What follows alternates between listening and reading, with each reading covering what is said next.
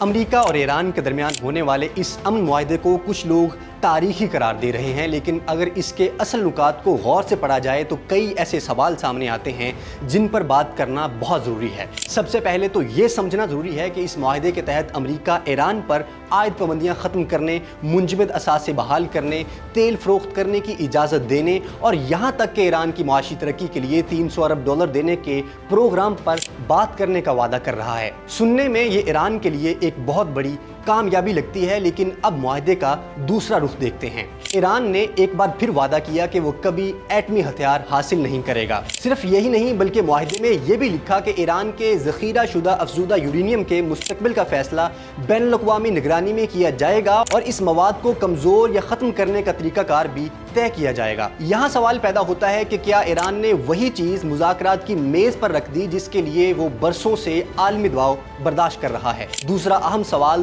$300 ارب کا ہے۔ یہ رقم اتنی بڑی ہے کہ دنیا کے کئی ممالک کا سالانہ بجٹ بھی اس سے کم ہوتا ہے۔ کیا واقعی امریکہ اور اس کے اتحادی اتنی بڑی مالی مدد دینے پر آمادہ ہوں گے، اور اگر ہوں گے تو اس کی شرائط کیا ہوں گی؟ تیسرا سوال پابندیوں کے خاتمے سے متعلق ہے۔ معاہدے میں بار بار کہا گیا کہ پابندیاں ایک متفقہ ٹائم ٹیبل کے تحت ختم ہوں گی، لیکن وہ ٹائم ٹیبل کیا ہوگا؟ کتنے مہینے، کتنے سال لگیں گے؟ اس بارے میں کوئی واضح تفصیل موجود نہیں۔ مزید دلچسپ بات یہ ہے کہ فائنل معاہدہ ابھی ہوا ہی نہیں ہے۔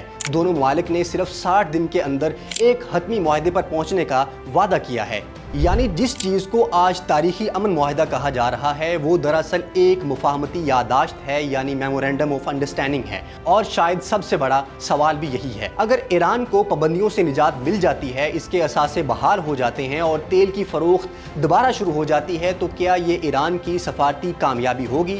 یا پھر اگر ایران کو اپنے ایٹمی پروگرام پر مزید سمجھوتا کرنا پڑے تو کیا ناقدین اسے ایک بڑی رائت قرار دیں گے؟ فی الحال تو دونوں طرف فتح کے دعوے کیے جا رہے ہیں، لیکن حقیقت میں اس معاہدے کا اصل نتیجہ اگلے 60 دنوں میں ہونے والے مذاکرات سے ہی طے ہوگا۔